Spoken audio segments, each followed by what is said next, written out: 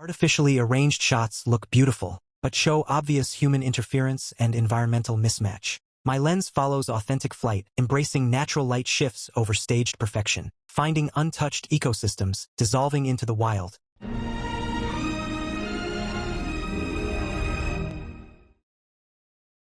With April's arrival, migratory bee-eaters return to Portugal, mating, brooding, etching the season with jeweled wings and raspy calls through over the Tagus River.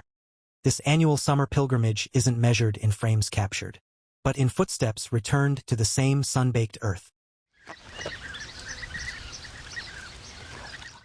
A wildlife photographer is not a director, but a faithful recorder of nature. No interference. Just quiet, humble witnessing of the choreography and the chaos.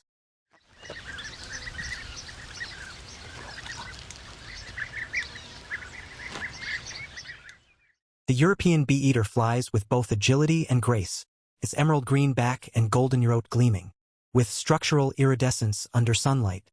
With broad, pointed wings, they maintains a wing beat frequency of 14 to 16 cycles per second. Extended tail feathers and adjustable primaries provide mid-air maneuverability, enabling effortless sharp turns of up to 90 degrees. When hunting, they execute a brief hover, 0.3 to 0.5 seconds, before striking at 6 to 8 ms/s. High-speed footage reveals a bill closure reflex of just 0.02 seconds, among the fastest recorded in avian predators.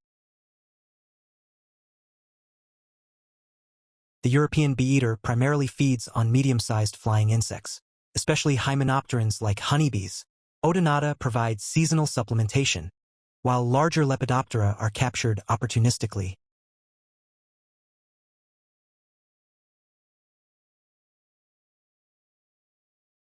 The bee-eater's signature behavior, thrashing prey against branches to disarm stingers. Watch how it positions the insect to target the venom sac.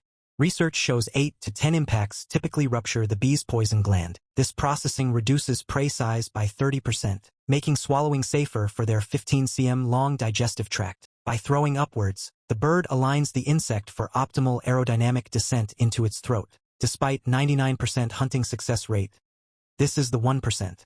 Sigh.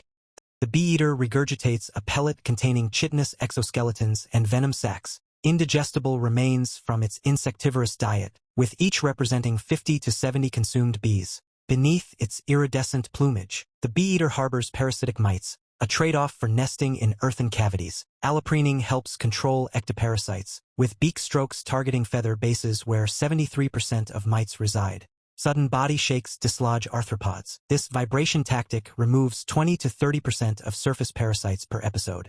Unbathing at 45 degrees wing angles elevate skin temperature to 43 degrees Celsius. Lethal to most lice within 15 minutes.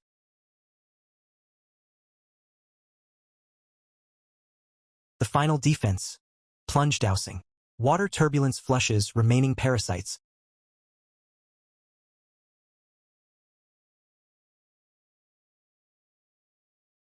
Under perfect skies, the European bee-eater's timeless life cycle ritual begins anew.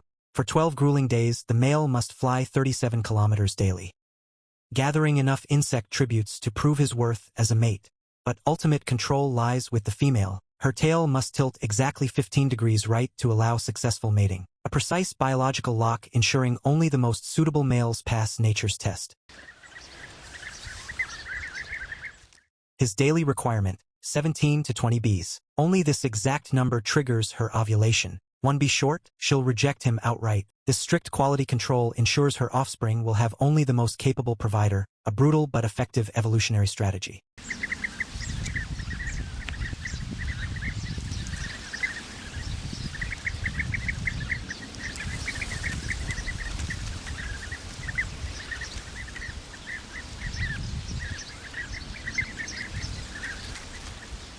Fatigue shows in his wing beats, yet he persists.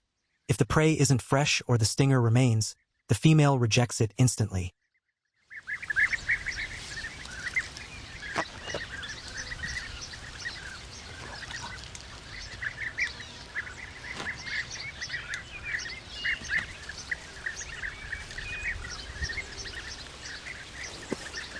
He adjusts his technique, selecting younger bees with higher fat content. Another failure. His wing-beat rhythm is 2 Hz too fast for her liking.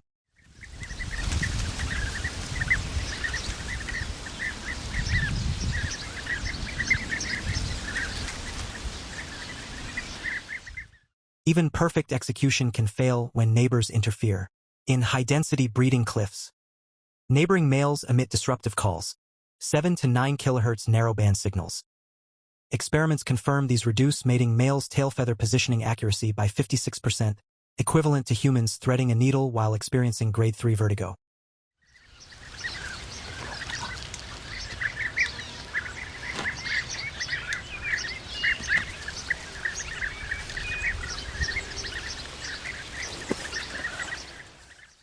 His persistence pays off. This immaculate bee, its venom sac cleanly removed, after 0.3 seconds of precise bill work, finally meets her exacting standards. Success. After 86 bees delivered over 42 kilometers of flights, her tail tilts to the magic angle. For 3.2 seconds of perfect union, their genetic futures intertwine. During each breeding season, European bee-eaters will mate 8 to 12 times. Activity peaks just before egg-laying, when pairs may copulate 2 to 3 times daily.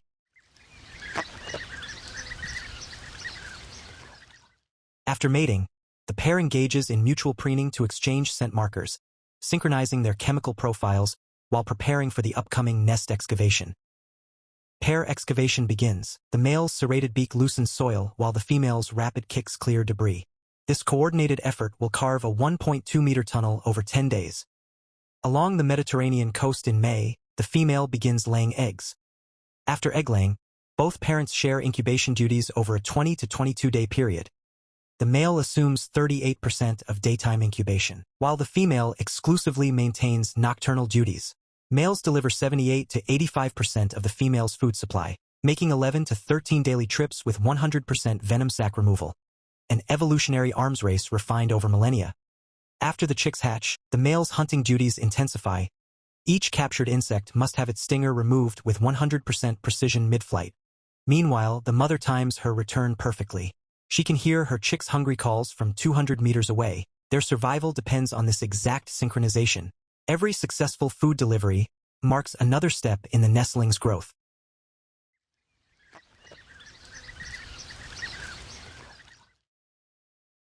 "30 days later, guided by their parents' calls, the fledglings take their first bold flight from the safety of the nest to a sunlit branch, where the next chapter of their lives begins. The fledglings master essential survival skills, from their first wobbly flights to precision hunting techniques, and evading predators with agile aerial maneuvers.